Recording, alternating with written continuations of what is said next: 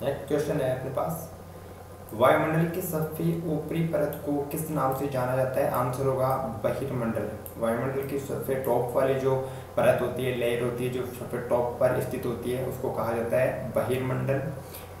जो बहिर्मंडल जो है बाह्य वायुमंडल के ठीक ऊपर स्थित होती है।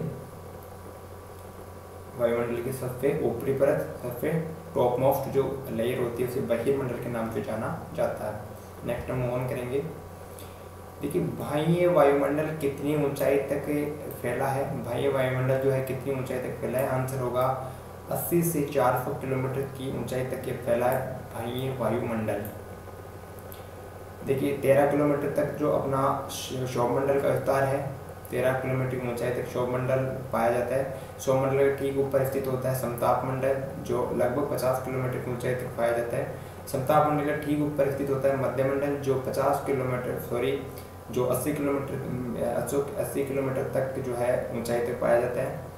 इसके बाद जो मध्यमंडल है, इसके ठीक ऊपर स्थित होता है बाह्य वायुमंडल, जो 80 से लेकर 400 मीटर तक जो है 80 से 400 किलोमीटर की ऊंचाई तक पाया जाता है। नेक्स्ट मूव ऑन करेंगे। हल्की गैसें जैसे हीलियम, हाइड्रोजन आदि जो है वायुमंडल की किस परत में पाई जाती है? आंसर होगा बहिर्मंडल। जो हल्की गैसें हैं, बहुत ज़्यादा हल्की गैसें जिसमें हीलियम है, हाइड्रोजन है और भी हल्की गैसें हैं, ये वायुमंडल की किस परत में पाई जाती है? आंसर होगा बहिर्मंडल में। बहिर्मंडल में हल्की गैसें पाई जाती है। और बहिर्मंडल देखिए, वास्तव में ये वायु की पतली परत ही होती है। बहिर्मंडल वायु की पतली परत की होती है। नेक्स्ट मूव ऑन करेंगे। रेडियो संचार के लिए किस परत का उपयोग होता है? रेडियो संचार के लिए किस परत का उपयोग होता है? आंसर होगा बाह्य वायुमंडल या आयन मंडल। देखिए, एग्रीगेट रूप में हम बाह्य वायुमंडल इसमें बोल सकते हैं, लेकिन जो है मुख्य रूप से रेडियो संचार का प्रयोग जो आयन मंडल में होता है। चूंकि आयन मंडल बाह्य वायुमंडल का ही एक भाग है, इसको अलग से नहीं बोल सकते। आयन मंडल एक परत है, बाह्य वायुमंडल का ही एक भाग है, इसलिए हम बाह्य वायुमंडल बोलेंगे। और अलग से अगर ऑप्शन में आयन मंडल दे रखा है तो आयन मंडल का प्रयोग होता है रेडियो संचार के लिए, बाह्य वायुमंडल या आयन मंडल। देखिए, पृथ्वी से प्रसारित रेडियो तरंगे किस परत द्वारा बाह्य वायुमंडल वाली जो परत है, आयन मंडल वाली जो परत है, इस परत द्वारा पुनः पृथ्वी पर परावर्तित कर दी जाती है। जो पृथ्वी से रेडियो तरंगे भेजी जाती है, इसको ये परत जो है, कौन सी परत? बाह्य वायुमंडल या आयन मंडल, ये परत वापस से पृथ्वी पर परावर्तित कर देती है। तो इस तरह से रेडियो तरंगों का संचार होता है। नेक्स्ट मूव ऑन करेंगे। क्रियाविधि के आधार पर वर्षा के कौन से 3 प्रकार होते हैं? क्रियाविधि के आधार पर वर्षा कितने 3 प्रकार की होती है? सामान्य वर्षा, पर्वतीय वर्षा और एक होती है चक्रवाती वर्षा। ये क्रियाविधि के आधार पर वर्षा के 3 प्रकार होते हैं। नेक्स्ट मूव ऑन करेंगे। अधिकांश भौम जल का स्रोत जो है क्या होता है?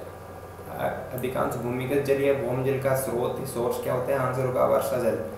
अधिकांश भूमिगत जल वर्षा से प्राप्त होता है। नेक्स्ट मूव ऑन करेंगे। वायु में किसी भी समय जलवाष्प की मात्रा क्या कहलाती है?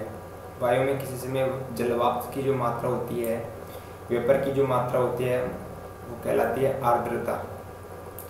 आर्द्रता कहलाती है वायु में किसी भी समय जलवाष्प की मात्रा। नेक्स्ट है, भारत के उत्तरी क्षेत्र की गर्म व शुष्क स्थानीय पवन को क्या कहते हैं? कौन से क्षेत्र की? भारत के उत्तरी क्षेत्र की गर्म व शुष्क जो स्थानीय पवन है, लोकल विंड, इसको क्या कहते हैं? लू। जो जनरली गर्मियों में चलती है और ये शुष्क स्थानीय पवन है, इसलिए भारत की उत्तरी क्षेत्र की गर्म और शुष्क स्थानीय पवन को लू कहा जाता है। नेक्स्ट है, किसी छोटे क्षेत्र में वर्ष या दिन के किसी विशेष समय में चलने वाली पवन क्या कहलाती है? किसी छोटे क्षेत्र में, एक छोटे से क्षेत्र में वर्ष में या फिर दिन के किसी एक स्पेशल टाइम में जो पवन चलती है उसे क्या कहते हैं? स्थानीय पवन, लोकल विंड स्थानीय पवन कहा जाता है। जैसे लू जो है, ये भारत में जो है गर्मियों में चलने वाली स्थानीय पवन है और शुष्क स्थानीय पवन है। नेक्स्ट है, देखिए, विभिन्न ऋतुओं में अपनी दिशा बदलने वाली जो पवन है क्या कहलाती है? विभिन्न ऋतुओं में अपनी दिशा बदलने वाली पवन मौसमी पवनें कहलाती है। कौन सी पवनें कहलाती है? मौसमी पवनें, सीजनल विंड्स इसको बोलते हैं। उदाहरण के लिए भारत में मानसूनी पवनें जो हैं मौसमी पवन का ही उदाहरण है, जो कुछ समय कुछ महीनों के लिए ही जो है चलती है, वापस अपनी दिशा बदल लेती है। नेक्स्ट मूव ऑन करेंगे। देखिए, पश्चिमी व पूर्वी व्यापारिक पवनें किस प्रकार की पवन है? पश्चिमी तथा पूर्वी जो व्यापारिक पवन है ये किस प्रकार की व्यापारिक पवन है? आंसर होगा स्थायी पवन। पश्चिमी हो या पूर्वी, दोनों प्रकार की व्यापारिक पवनें जो है स्थायी पवन ही कहलाती है। स्थायी पवनों के प्रकार हैं पूर्वी और पश्चिमी दोनों व्यापारिक पवनें। देखिए, यह वर्ष भर लगातार निश्चित दिशा में चलती रहती है। व्यापारिक पवनें होती है जो चाहे पश्चिमी व्यापारिक पवन हो या फिर पूर्वी व्यापारिक पवन हो, ये जो व्यापारिक पवनें होती है वर्ष भर लगातार एक ही दिशा में एक दिशा का मतलब है निश्चित दिशा में चलती है, एक फिक्स डायरेक्शन में ये चलती है। नेक्स्ट हम मूव ऑन करेंगे।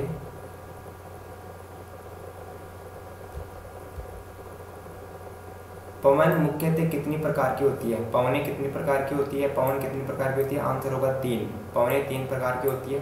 देखिए, पहली पवन का प्रकार है स्थायी पवन, उसके बाद है मौसमी पवन और एक प्रकार है पवन का स्थानीय पवन। स्थायी जो पवन है परमानेंट विंड है, फिक्स, और एक मौसमी सीजनल विंड, स्थानीय लोकल विंड।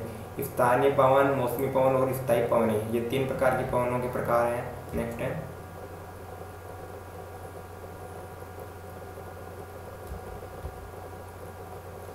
पश्चिम से आने वाली पवनों को क्या कहा जाता है? पश्चिम दिशा से आने वाली पवनों को पछुआ या पश्चिमी पवनें कहा जाता है। पश्चिम से आने वाली पवनों को पछुआ पवनी या पश्चिमी पवनी कहा जाता है। नेक्स्ट है तापमान को मापने की मानक इकाई क्या है? तापमान को मापने की मानक इकाई क्या है? आंसर होगा डिग्री सेल्सियस। तापमान को मापने की जो मानक इकाई है, स्टैंडर्ड यूनिट है, ये है डिग्री सेल्सियस, और डिग्री सेल्सियस में ही तापमान को, टेम्परेचर को मापा जाता है। नेक्स्ट है तापमान मापन की मानक इकाई डिग्री सेल्सियस का आविष्कार जो है किसने किया था? तापमान मापन की जो मानक इकाई है, स्टैंडर्ड यूनिट है, यह है डिग्री सेल्सियस है। इसका आविष्कार किसने किया था? आंसर होगा एंडर्स सेल्सियस ने इसका आविष्कार किया था। डिग्री सेल्सियस का आविष्कार किया था एंडर्स सेल्सियस ने, और इन्हीं के नाम पर इसको कहा जाता है सेल्सियस पैमाना। और ये तापमान मापन की मानक इकाई है, स्टैंडर्ड यूनिट है टेम्परेचर मेजरमेंट की। नेक्स्ट है सेल्सियस पैमाने पर जल कितने डिग्री पर जमता है? सेल्सियस पैमाने पर जल जो है कितने डिग्री पर जमता है? आंसर होगा 0 डिग्री पर। सेल्सियस पैमाने पर, सेल्सियस स्केल पर जल का जमाव 0 डिग्री सेल्सियस पर होता है, तो इसका आंसर होगा 0 डिग्री सेल्सियस पर जल का जमाव होता है सेल्सियस पैमाने पर। नेक्स्ट है देखिए, सेल्सियस पैमाने पर जल कितने डिग्री पर उबलता है? सेल्सियस पैमाने पर जल का उबाल होता है, जल उबलता है 100 डिग्री, 100 डिग्री सेल्सियस पर, 100 डिग्री सेल्सियस पर जल उबलता है। किस पैमाने की बात कर रहे हैं? सेल्सियस स्केल की, सेल्सियस पैमाने की बात हो रही है। सेल्सियस पैमाने पर जल 100 डिग्री पर उबलता है, 100 डिग्री सेल्सियस पर उबलना शुरू हो जाता है। नेक्स्ट है सूर्य से आने वाली वह ऊर्जा जिसे पृथ्वी रोक लेती है। सूर्य से आने वाली वह ऊर्जा जिसे पृथ्वी रोक लेती है क्या कहलाती है? आंसर होगा आतपन। सूर्य से आने वाली वह ऊर्जा जिसे पृथ्वी रोक लेती है, बाहर नहीं जाने देती, वापस परावर्तित नहीं करती, तो ये कहलाती है आतपन। नेक्स्ट है जलवायु क्या है? आंसर होगा दीर्घकाल में लंबे समय में किसी स्थान का औसत मौसम जो है क्या कहलाता है? जलवायु। जलवायु किसी भी स्थान का दीर्घकाल में औसत मौसम होता है, एवरेज सीजन होता है, और बात दीर्घकाल की हो रही है 10 साल, 20 साल, 50 साल जो ये टर्म होती है दीर्घ अवधि,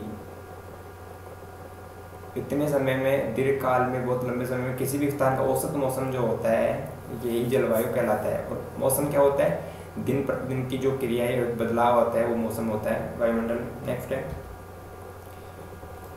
कौन सी जो गैस है हमें सूर्य की हानिकारक किरणों से बचाती है? आंसर होगा ओजोन